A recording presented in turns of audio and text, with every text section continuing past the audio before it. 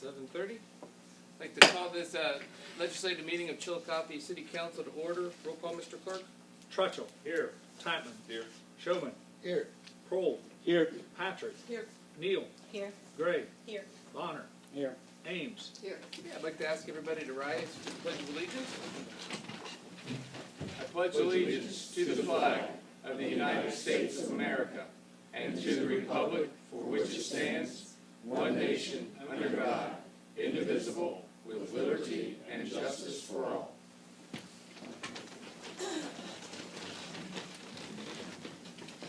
Okay, you had Mr. Fawson had sent your minutes out in electronic form over the on Friday. Were they to everybody's liking? Ms. Gray? Yes, thank you, President Reinhardt. In committee reports of the minutes, I would like to request that you delete the word "not" in the third sentence from the bottom as a correction.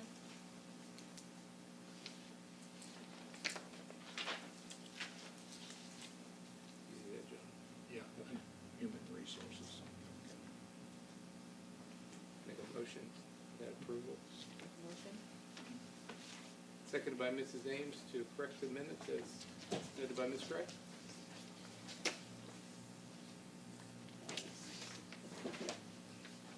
Roll call on the correction. Trutchell. Yes. Tapman. Yes. Showman. Yes. Kroll. Yes. Patrick. Yes. Neal. Yes. Gray. Yes. Bonner. Yes. Ames. Yes. Okay, the minutes are notably corrected. Now, how do they everybody's liking? Mr. Bonner? Motion to accept the minutes. Okay, we have a second by Mrs. Neal.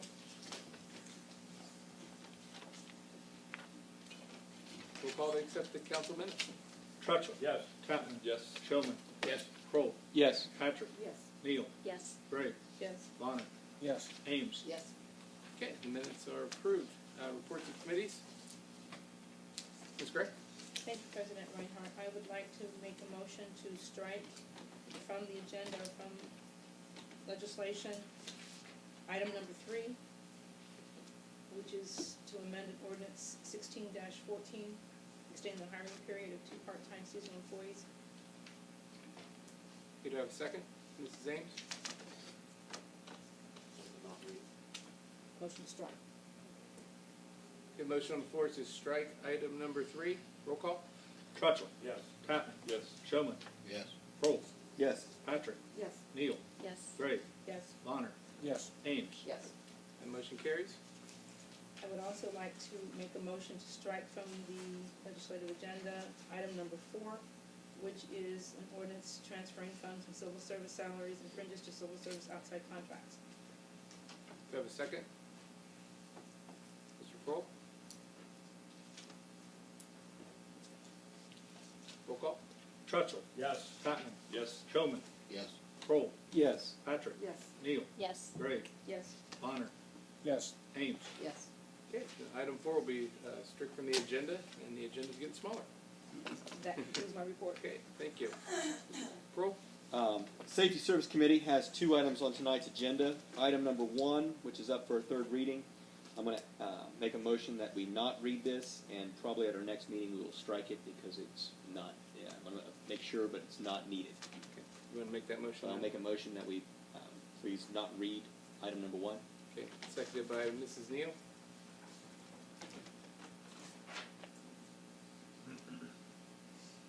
Motion on the floor not to read item 1. Roll call? Trutchell. Yes. Tapman. Yes. Showman. Yes. Kroll. Yes. Patrick. Yes. Neal. Yes. Gray. Yes. Bonner. Yes. Ames. Yes. Okay, item 1 will not be read. This list is dwindling. Rather than appropriating new money, they did a budget adjustment and found that they didn't need to ask for that appropriation, which is a good thing. Yeah, absolutely. And so we will probably strike that at the next meeting. The second item that I need to bring forward to us, I passed out copies of this, and I'm going to ask that we please waive the 3-day receipt rule to accept this. It is an ordinance amending City Ordinance 50-14, accepting and appropriating $31,050 in grant funds and awarded to Chillicothe Fire Department, and reallocating $3,450 for the city's match and declaring an emergency. What had happened with this, we had accepted the money, but there was no language that reallocated the funds, and we need to clear that up. And that's the purpose of this amendment. So I'd like to ask that we waive the 3-day receipt rule. Make a motion. Yep. Second by Mr. Trutzel. Motion on the floor to waive the 3-day receipt rule and add to tonight's agenda. Roll call. Trutchell. Yes. Tatman. Yes. Showman. Yes. Kroll. Yes. Patrick. Yes. Neal. Yes. Gray. Yes. Bonner. Yes. Ames. Yes. Okay, that will be added to tonight's agenda. And at the appropriate time, I will ask that we waive the 3-day or 3-read rule. And that concludes my report. Thank you. Okay, thank you, Mr. Pearl. Any other reports of committees? Mr. Bonner? Thank you, President Reinhardt. The Parks and Recreation Committee has one item on the item tonight, item number 2. This is the third reading to authorize the transfer of the Parks and Rec capital funds for costs related to replacement of damaged desk and damaged computer. And at the appropriate time, I hope we can get this passed tonight and get those items that were damaged, and just, the money is there. Also, I'd like to announce that on Friday, 12/12, this Friday at 4 o'clock, there will be a Parks and Rec Committee meeting to discuss assignment 14-163, which is a transfer of funds from the Parks and Rec capital to cover the city's 2014 share of the infrastructure development for the jointly owned Coppell Athletic Complex. That is this Friday at 4 o'clock. We'll discuss that item. And also, the Parks and Rec is waiting for a legal opinion. It's been kind of accepted that we want to look at making certain areas of the parks non-smoking, specifically the children's playground areas, and we want to know if that is something the Parks and Rec Board can do, or does this have to be something that's passed by council? So when we get that legal opinion, we are going to move in that direction. I believe the Parks and Rec Board is going to support that. I believe council will support it, but I haven't really brought the council because I don't know if it's needed by council or not. When I find out, we'll move on that. Okay. And that concludes my report. Alrighty, thank you, Mr. Bonner. Any other reports of committees? Mr. Trutzel? Thank you, President Reinhardt. The Finance Committee has one item on tonight's agenda. It is to amend section 11-1801 of the codified ordinance providing for the creation of the position of deputy treasurer within the treasurer's office. And that's, council wishes to appoint the city council finance chairperson to act as deputy treasurer for the sole purpose of signing checks and financial documents in the absence of the city treasurer. That concludes my report. Good. Thank you, Mr. Trutzel. Any other reports of committees? Okay, moving forward, reports of officials. Mayor Everson. Thank you, President Reinhardt. Last Friday, I met with Tim Kraft and Mark Ewell of the Auditor of State's office to discuss the groundwork that needs to be laid for a performance audit. They'll look for additional savings within the city. They asked that I prepare a statement indicating expense reductions measures implemented in the last 3 years, along with manning, financial and projected projects that are in place now, and get that report to them prior to the end of the year. The audit scope and price will be determined from the information, and the implementation will proceed in January, pending council's approval. So council will get that report, and we will seek council's approval before we get money to put towards that performance audit. Secondly, we have a opportunity here to accept a donation of property that is on the east side of North Mulberry Street, entrance into Yoctangi Park, currently owned by the Litter family. I made a committee assignment today for that to be put into committee. There are 3 things that they're asking for as a family to be recognized for this donation. One is a renaming of North Mulberry Street down to Enderline Circle, Litter Way. The second thing is to retain the advertising rights on the Cold Tipple for a period of 10 years, and then after that for an additional 5 years for a fee, and then to right of first refusal after 15 years. Those are the discussion points that will take place in the committee assignment. And the last thing, that any development on that property, that a member of that family or a designee be included in on the planning committee. I thought that's a pretty reasonable approach. So I would put in my request that we would probably share that committee assignment between development and Parks and Rec, and have both committees work concurrent on that assignment. So that'll be coming to you shortly for issuance. Another assignment that I put in place today was an update to Ordinance 80-12, which is a salary and staffing ordinance for non-classified and management level employees. The auditor and I have some recommendations to go along with that. As we alluded to in the transit budget discussion, there's certain out of alignment situations with some of the positions. There's many instances where a supervisory position is out-earned by a subordinate position. So we're going to have a discussion on that and see what we can come up with. And then lastly, my staff and I have been undergoing a series of staff meetings to draw some logic to the city vehicles, power equipment, and mower situation. We have assets scattered all across the city in different departments. Some are redundant, some are obsolete, some are in non-working condition, some are ready for the auction block.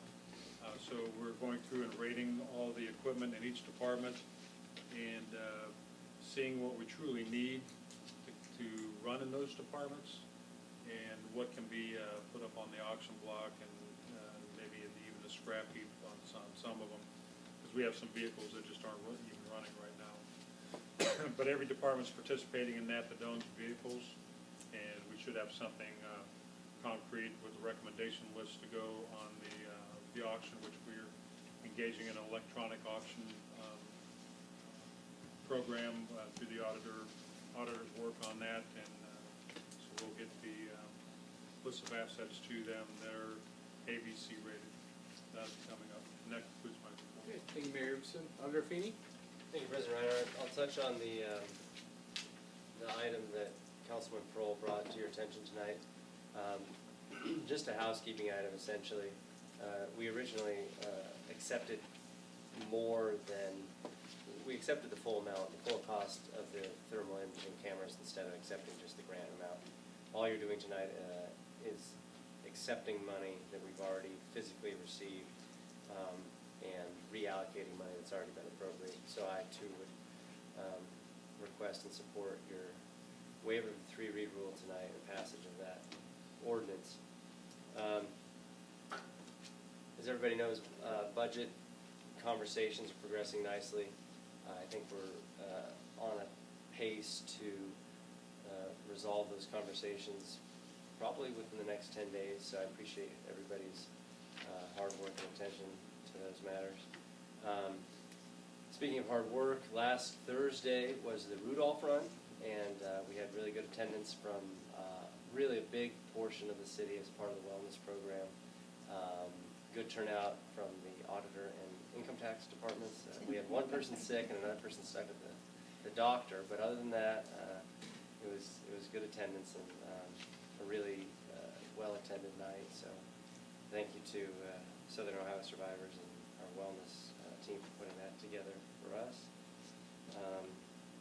Beyond that, I don't have anything else. Okay, thank you, Auditor Feeney. Director Rutherford? Thank you, President Reinhardt. The Law Director's Office is working on the jump car ordinance. We've reviewed ordinances from surrounding counties. 3 of our staff attorneys have reviewed them. We're making notes, and we're working on the final rewrite process. So I know that Councilwoman Patrick will be happy to receive that legislation. Or that. Similarly, we're working on the secondhand dealers ordinance, and we've been working with Councilman Kroll to put the finishing touches on that legislation. Once the committee responds questions, the final draft's gonna be completed, and then we look forward to reviewing the final draft with Mr. Kroll and a representative from the Chillicothe Police Department. And finally, I'd like to give you some good news. I'm passing out a decision that has been rendered by the Ohio Civil Rights Commission. As you know, some of our two residents filed a complaint against the city. Meth lab ordinance said that it was unfairly targeting people. We have gotten a decision from the Ohio Rights Commission where we are informed by Ron L. Tomlinson, Director of Housing, that the petitioners did not file for judicial review. We were waiting until their 30 days had passed in order to appeal that decision. They have not done that, and so as far as we're considered, that matter is not closed. And that is how I have to report. Thank you. Okay, thank you, Director Rutherford.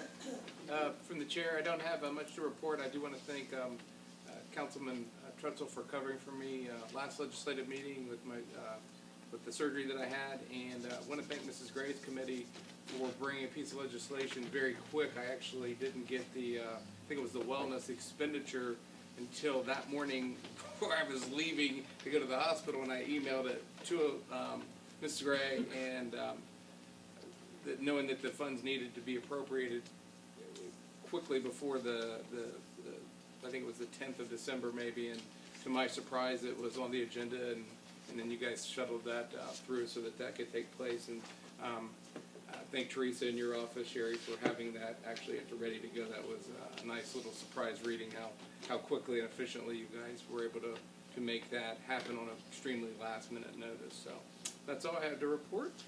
And next up is audience participation. Remember to step up to the mic, give your name and address. And Council Rule 21 limits each speaker to 5 minutes and each subject to 15. The floor is yours. Good evening. My name's Nancy McNeely. My address is 301 Pliles Lane, Chillicothe. On Thursday, December 4th, I attended the civil service meeting. On the agenda, it stated under new business, approval of fire department administrative coordinator position. I asked someone in attendance if this was a new position and was told this was Karen Hoffman's position. I then questioned about whether there had been approval of a new position and was told this was negotiated into the recent AFSCME contract.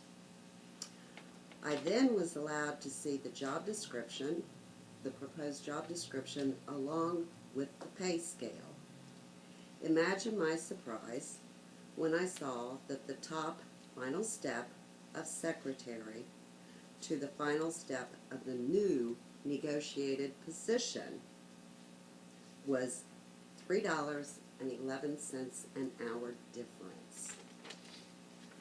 I then inquired as to what step Ms. Hoffman would be at, and Ms. Hoffman replied, "I will be at the top step." According to the AFSCME bargaining agreement, which addresses promotion, it states that employees getting a promotion will get a 5% increase from where they were. This would put Ms. Hoffman at step B, not step F, and even at step B it's in excess of 5%. For her to go to step F would be a violation of the bargaining agreement and set a dangerous precedent for others getting a promotion. In addition, it should be noted that during the contract negotiations, secretaries were awarded a 50-cent hour increase in addition to the negotiated percentage increase. So in essence, you're looking at her almost getting a $4 an hour increase. Okay, so if we look at it as a $3.11 raise, which it's more, but this would equate to a $6,468.80 a year raise. There are at least 2 other secretaries, and if they request the same increase, this would equate to almost a $20,000 expenditure for the city.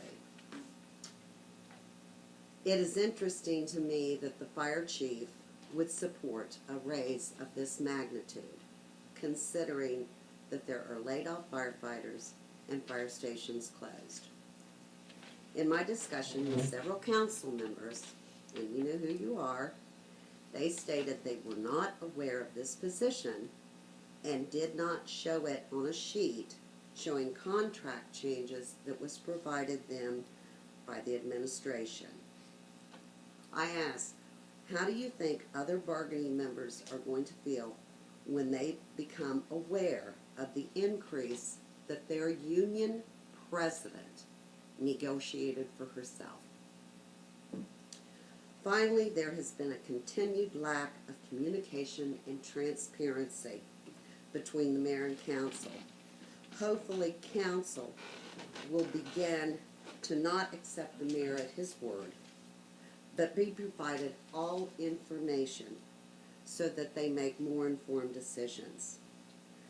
My question is, who's going to be next if the mayor singles out for a substantial raise?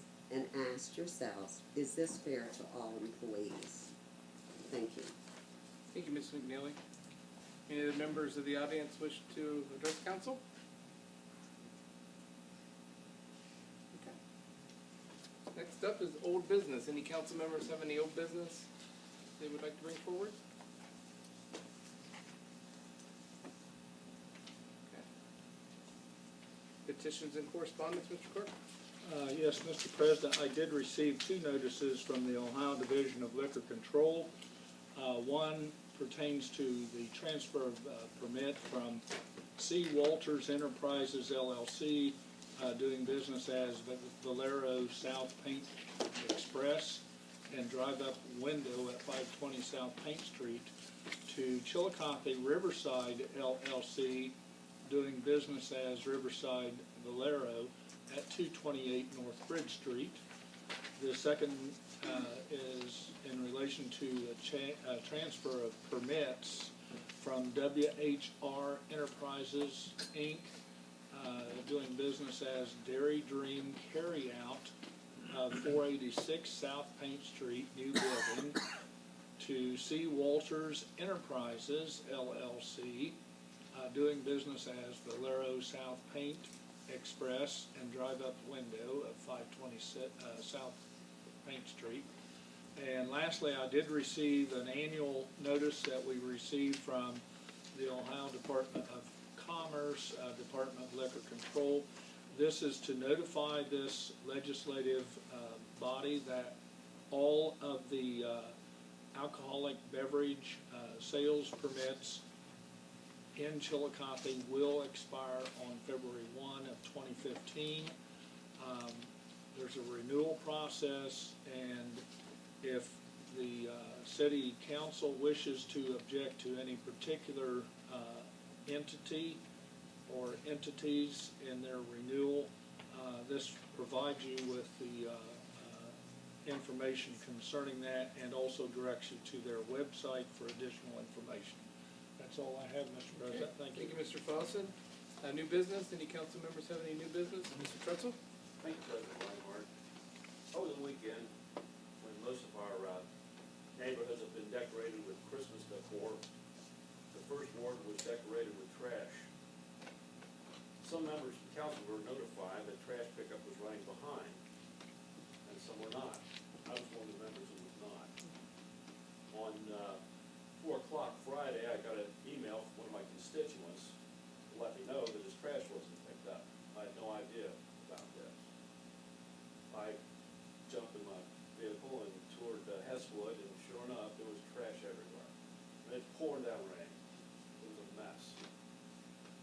You can't get a hold of anybody but members of council on a weekend.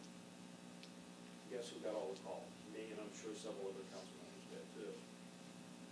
Members of council need to be advised when things like this happen and know the details so we can legitimately give a good answer to these people what's going on. You know, whether it's something they want to hear or not, we need to be able to let them know what's going on.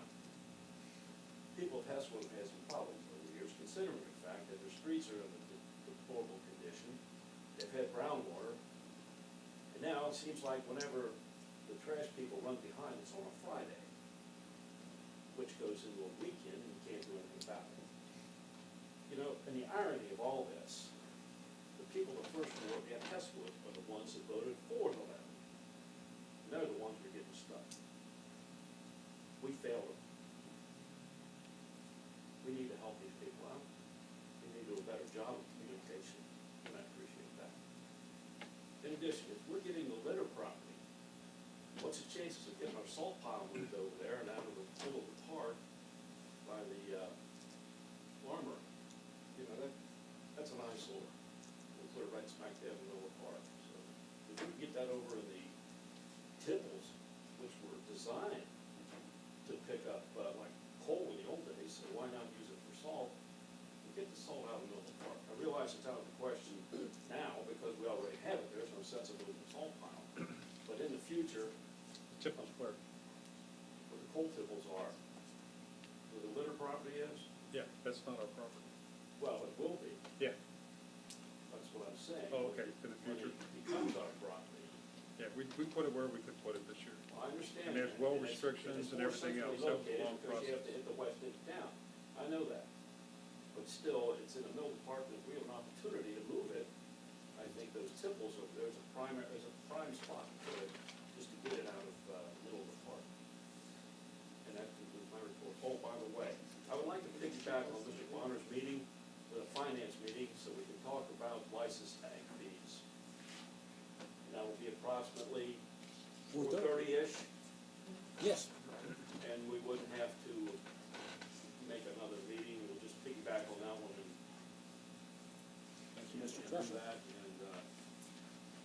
there was also,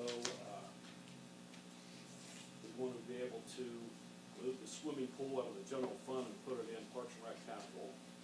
We need to talk about that also. Thank you. That's great. Approximately 4:30, Friday. I just Right kind after of, the Parks and Rec committee meeting.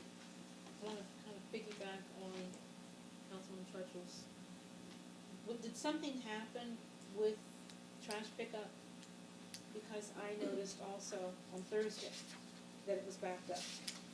And I know that trash pickup in the third ward, at least in town, usually is finished no later than noon. And by 4 or 5 o'clock, it was still on the streets. With Did something- with the holidays, accumulation of more trash is always evident after Thanksgiving, and especially after Christmas. So a week follow? No, but once you get behind during one of the days, we're also trying to get leaf pickup done as well. So we put 2 trucks out on Wednesday and Thursday, Tuesday and Wednesday, and that's where we really started getting behind, especially on Wednesday, because that's normally a three truck route. Tuesdays and Thursdays, typically we can handle with 2 trucks.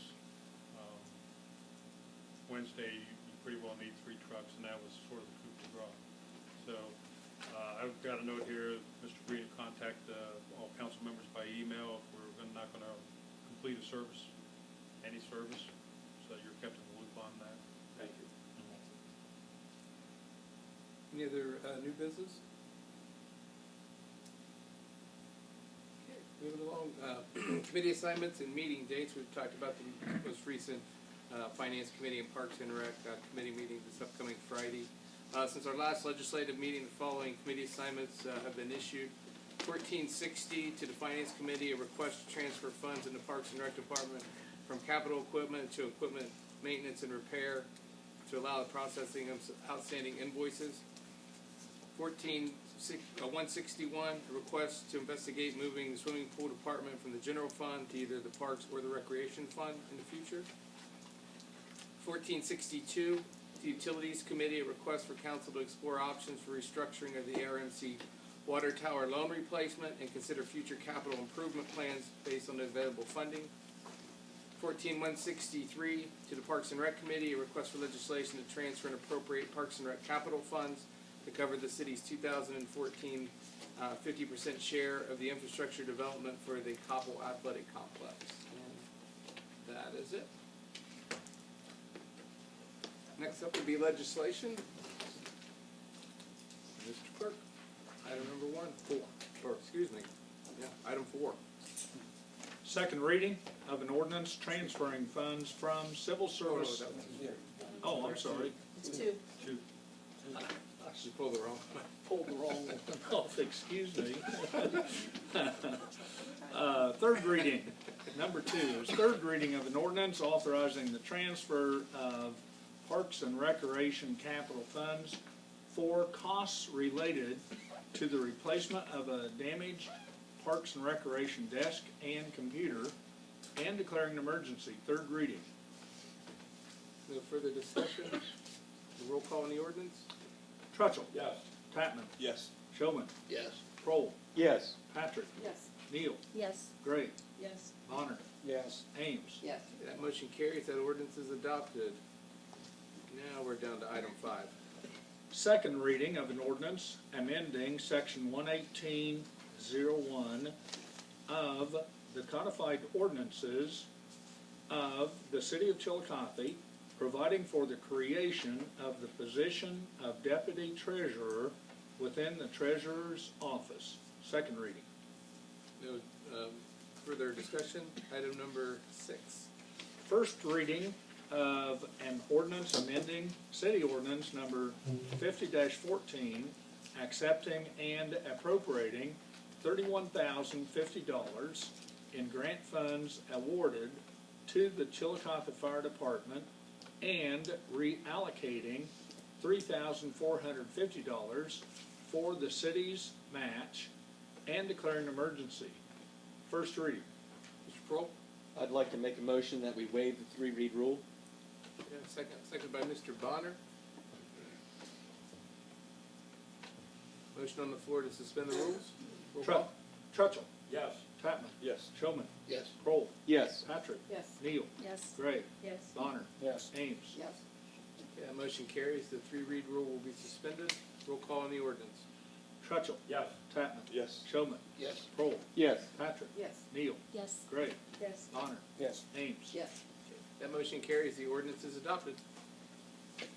That concludes legislation. Ms. Gray? Second by Mr. Trutchell. Roll call.